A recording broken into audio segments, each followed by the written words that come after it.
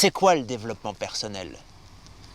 Eh bien, le développement personnel, c'est un ensemble de pratiques qui visent à la réalisation de soi, de son plein potentiel, de ses rêves les plus fous et de ses aspirations les plus profondes. Mais il se trouve que de toute ma vie, les personnes les plus accueillantes et les plus généreuses que j'ai croisées sur ma route, celles qui m'ont aidé quand j'étais dans des situations difficiles, celles qui m'ont inspiré par leur écoute, leur disponibilité, leur bonté, leur joie de vivre, ne connaissaient rien au développement personnel. C'est bizarre quand même.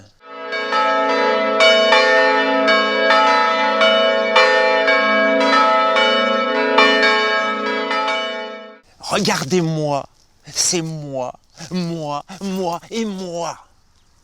Comme son nom l'indique, le développement personnel, c'est perso. Mes talents, mes valeurs, mes besoins, mes limites, mes croyances, ma mission de vie, tout tourne autour de moi. Même le bien et le mal sont définis par moi.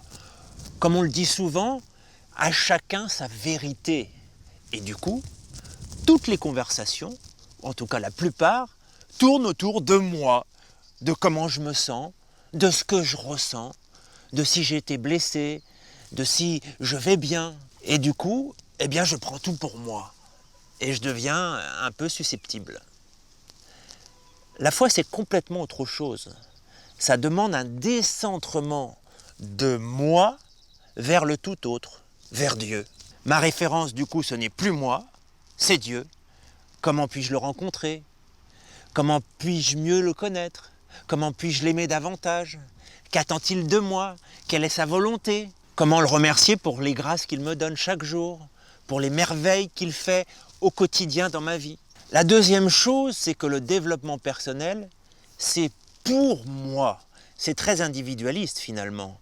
Je cherche mon bien-être et ma tranquillité. Je suis centré vers mes objectifs qui sont très souvent liés à la réussite matérielle et à la gloire personnelle. La foi, par contre, nous tourne systématiquement vers l'autre. La disponibilité, l'écoute, le service, l'amour du prochain, le pardon, l'amour des ennemis, et bien sûr, tout ça, ça passe par l'oubli de soi. Dans l'Évangile, Jésus ne nous promet ni le succès ni la réussite matérielle. C'est plutôt du style, si quelqu'un m'aime, qu'il prenne sa croix et qu'il me suive. C'est pas du développement personnel, ça. Enfin, le développement personnel, c'est par soi.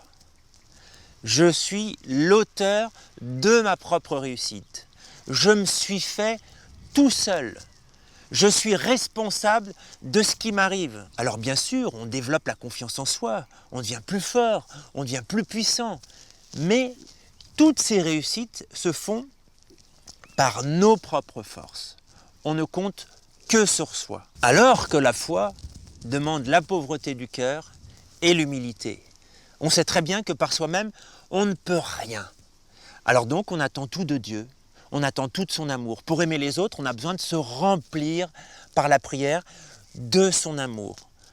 Parce que seul, on en est bien incapable. Alors bien évidemment, je suis un peu dans la caricature et la provocation, volontairement. Bien sûr qu'il est important de connaître ses talents. Bien sûr qu'il est important de poser ses limites, de répondre à ses besoins, de savoir quelle est sa mission. Mais dans quel but? Est-ce que c'est pour moi ou est-ce que c'est tourné vers les autres? Et donc attention au piège de l'égocentrisme, qui mène au repli sur soi, à l'égoïsme et à l'hypertrophie de l'ego. Alors oui, quand Jésus dit qu'il faut aimer son prochain comme soi-même, ça veut dire qu'il faut se connaître et s'aimer soi-même. Mais il ne faut pas en rester là, c'est pour s'ouvrir aux autres, c'est pour aimer les autres, c'est pour aller vers l'autre, rentrer en relation avec lui. Et finalement, le chemin le plus court de connaissance et d'amour de soi, ça passe par l'autre. Alors, sur cette route difficile, n'oublions pas de nous tourner vers Dieu. Et donc, je vous souhaite une bonne journée, j'ai confiance en vous et que Dieu vous bénisse.